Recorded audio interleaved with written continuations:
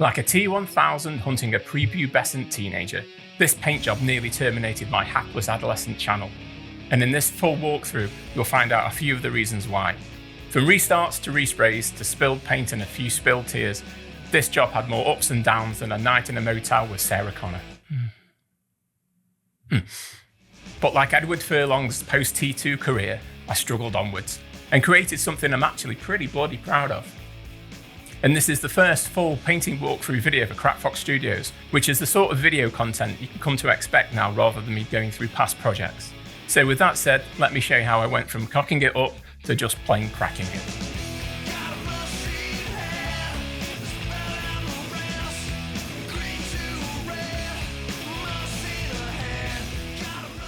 So this is of course part 2 of a 2-part video series. The first part was printing the STL and all the settings and the modifications I did to this incredible model from Sanix 3D. And this part 2 is going to go through the whole painting process of it. First off with the filler primer. And the first of a few snags that I had during this project, which really at times made me want to give up on it. But the first one was the rough texture that the filler primer left on everything. I was a bit worried that it wouldn't come off, but with a bit of sanding, sanding would be good actually, even though I said in video 1 not that it wouldn't be needed, but the better you sand it, the chrome parts, the better the chrome's going to look. So, and I managed to get the texture off the skin areas and the hair areas just by using an old toothbrush. So it came out all right in the end, but I was worried at the start. Anyway, so we're going to be using this Cretacolor graphite powder and a load of makeup sort of pads and accessories that I found, and you literally just get a load on your sponge or your cotton wool pad and just buff it in. It's very messy, so I'd definitely wear some PPE.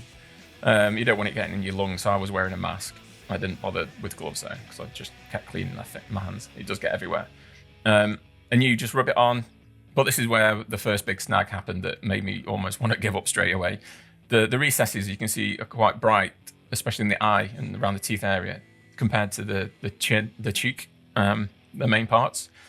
This is due to the recesses not being sanded, so it just made the effect look brighter. So I had to go and sand it all off again and figure out what to do, because I definitely want those recesses darker as per the actual makeup that's used in the film.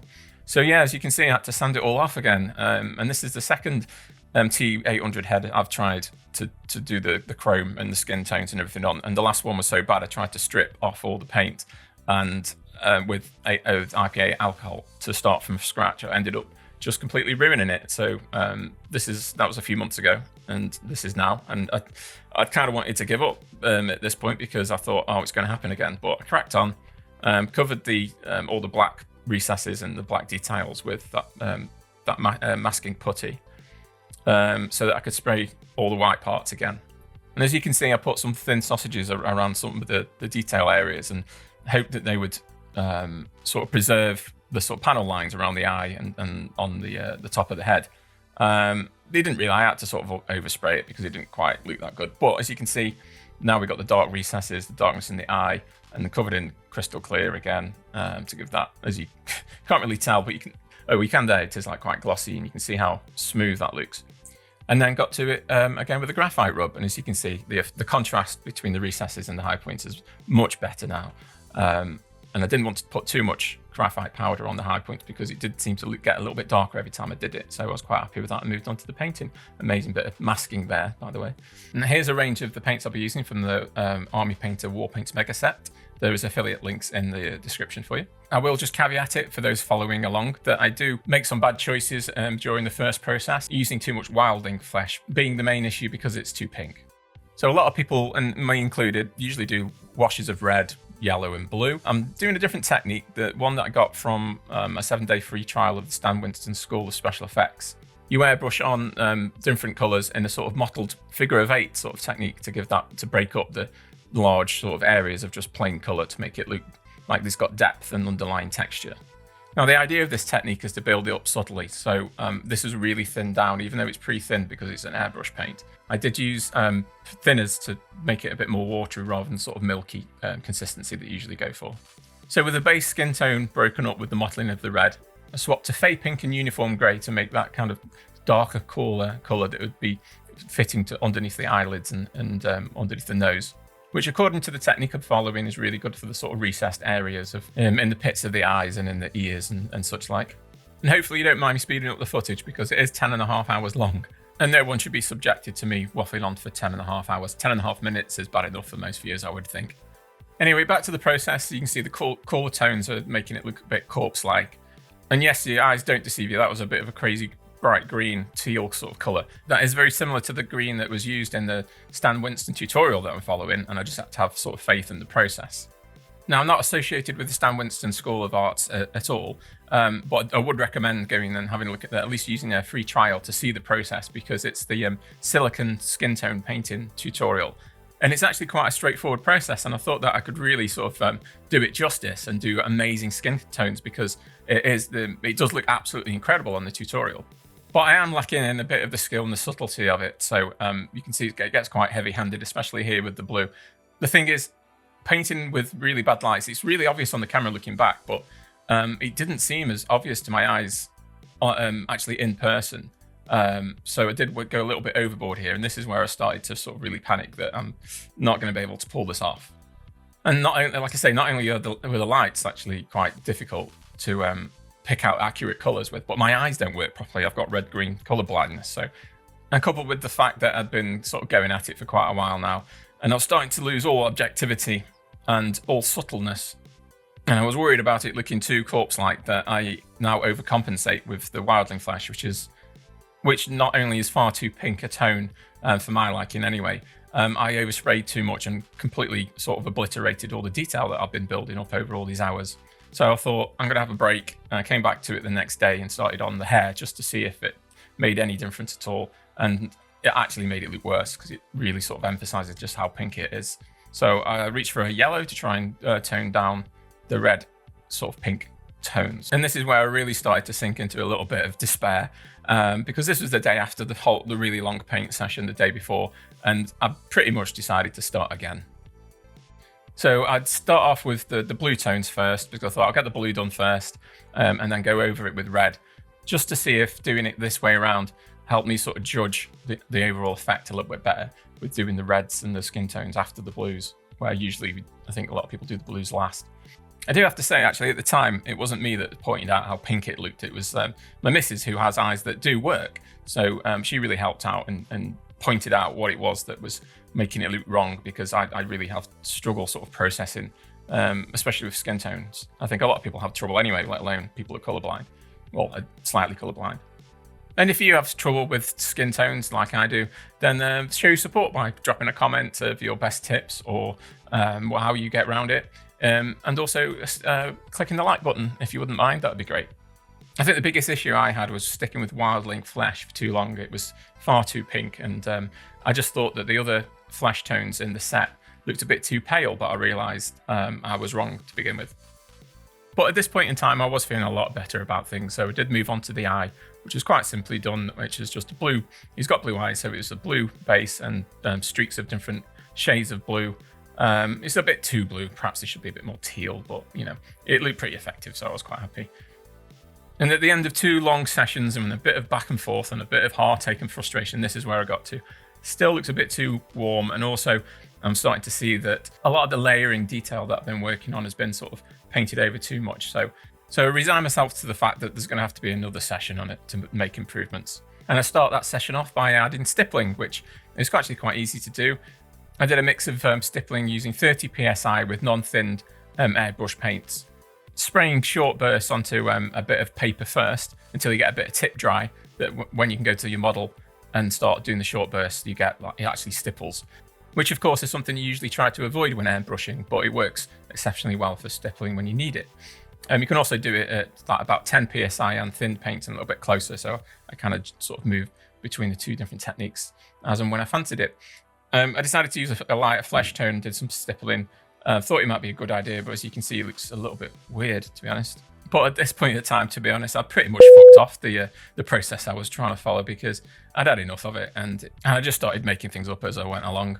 And to be honest, I wish I'd kind of done it a lot sooner. But definitely the best thing I did was seek counsel of the one with the working eyes, or the other half as she's known. And she pointed out that the ideal skin tone was somewhere between skeletal bone and barbarian flesh. And as soon as I got that nugget of information, that's where things started to work out. Because I felt that was the insight that I needed. It was the baseline go-to skin tone that I could rely on. It just took another set of eyes, quite literally, to get me to that point. So that's pretty much the tones that I stayed with. And this is how it looks under the LED lights of the spray booth and the lamp lights that I use on my desk. And this is what it looks like with the really bright daylight bulb that I've got in the main light in the room. You can see there's a big difference, and no wonder I was like struggling with the lights I was using. But anyway, on to the fun bit, which is all the bloody wounds. Starting off with blood red speed paint for obvious reasons. It's obviously quick, but it also has that sort of built-in capability of adding shadows and highlights with just one coat of paint, which is of course why they're so popular. And I'm not trying to be too neat here. There's obviously going to be some overspill onto the chrome parts and onto the skin parts. You want the area to sort of, it's battle damaged at the end of the day. So I wasn't trying to be too careful. But as you can see, it's already proving to be very effective, although it looks too painted on, and not particularly realistic. So I watered down the red a heck of a lot and sort of dabbing it around in places and sponging it around to give that sort of smear, bruised, blooded effect around the edges of the flesh. And then I take to the paintbrush to get into all the little recesses of detail that is on this incredible bust from Sanix 3D. And as you can see, adding that sort of soft red sort of expansion to the blood around into the flesh tones has really made a big difference. But this is where it gets really good fun. Coagulated blood and true blood from Green Stuff World are epic. I put some of these on my fingers and it literally looked like I'd cut my fingers with a craft knife. And if I remember correctly, I used coagulated blood first and to get into all the sort of deeper recesses where I wanted the blood colour to be a bit richer and darker. And both of them dry, shiny and thick to give that real sort of substance to the blood effect. And I hadn't used either of these paints before. I bought them specifically for this part of the project. And it's tempting to just go to town with it, but wanted to make sure I wasn't overdoing the effect and ruining any of the hard work that I already put in. So I kept doing it in stages. And as you can see in this reference shot as well, there's more battle damage on the other side of his face that I wanted to bring to the party, so to speak.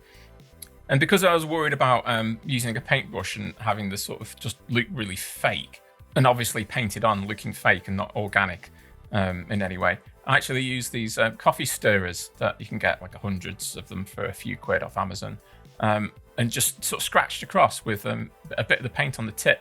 I do apologise for my hand being in the way for most of this, but I couldn't see the camera while I was doing it and I didn't realise, so yeah, sorry about that. But what I was doing was getting a good amount on the end of the tip and then just scratching it across the face that made it look more scratch-like rather than painted on. And because that worked really well, I went around the edges of the larger wound to break up that transition from the bloody parts of it and the ripped flesh into the skin tones to make it feel more sort of coherent and realistic. And then I was feeling very brave and decided to just go, what the hell, and start splashing it across the chrome. This could have gone horribly, horribly wrong. And in the interest of relieving viewers' anxiety, it worked out really well, actually. I had to sort of go back and forth a few times, and it was quite easy to wipe off as well when needed, and help to sort of build up the layering of sort of like tone and intensity of the blood paint. The initial bits I was using was the paint was too thin. It wasn't enough on the tip of the coffee stirrer. So it was kind of scratching through. So I put a load on, and as you can see, that looks loads better, like proper little like sort of pools of blood, and just tried to spread it across to give that sort of film realistic effect of the blood left over from the flesh that's been torn off. And there was no real rhyme or reason or design to where I was placing the blood, other than where I thought it would most likely be. And I did have in the back of my mind the general location from the reference photographs of where the blood was on the original makeup. But I was keen to not go back to the reference photos too much, because I'd analyze it too much, and I'd try to get it perfectly exactly like it. And if I didn't get it perfectly exactly like it, I'd be annoyed and want to start again. So I freed myself up from that shackles and decided to just do it in my own way. Added blood into the recesses of the eye and the jaw sort of area as well, to make them even darker and give more contrast to the sort of higher points of the chrome. endoskeleton. As you can see, it's looking really effective, and the blood paint is absolutely fantastic, as you can see in this close-up. And also a little bit of more detail about the sort of scratching sort of technique I was using with the end of the coffee stirrer. It really did lend itself to a very sort of organic and realistic effect to sort of blend in the sort of skin tones to the edge of the wounded areas. And so on to what we call in the UK squeaky bum time. This is a bit of a risk, but I had practiced on some paper first of putting a big blob of blood and zapping it with quite high PSI from the airbrush to splatter blood across the wounds and just generally across the face for a little bit of extra detailed depth. And thank God it worked, because any sort of misplaced and overly heavy splatter of blood could have set me back days. I left it sitting for a couple of days and then came back to it every now and again to add some more blood, as you can see around the ear and the forehead as well. But that was done off camera because I was always tinkering with it in passing. And that only left the cyborg eye lens and the LED to go in it. And I stole Pennywise's red balloon to use as the lens, because I couldn't be bothered to buy any red resin for just such a small piece. So took to the balloon with this really quite underpowered multi-tool. Carved away at it, took a little while, and thankfully didn't cut off any fingers or digits or anything, so that went well. Just cut off the general sort of sizing to give yourself a lot of room to maneuver. Better to have too much and take it down slowly rather than make it too small to begin with. So after putting on a bit of masking tape with the actual sizing of the eye, got pretty much really close to the final size, and then just started hand sanding it after that and testing, and that's what I ended up with. Fits in really well. I can take it in off and on if I want to as well, because it's just that bit too big. I'm not going to stick it down just in case I need to access the LED itself, and yes, fucking did it. As you can tell, I was pretty ecstatic at that stage because I really didn't think that would work, and I didn't have a backup plan if it didn't. So it was just a case of putting in the red LED, which I got already pre-made off Amazon for ease because I haven't got a soldering iron. And there we go. Oh, and during all this as well, I chromed the stand and the logo nameplate, which looks pretty awesome. So after all of that and all those 10 hours of ups and downs and frustrations and nearly wanting to give up, and why am I doing a YouTube channel with painting that takes forever to actually produce any footage for, yeah, I'm pretty proud of it. So yeah, time to share and enjoy.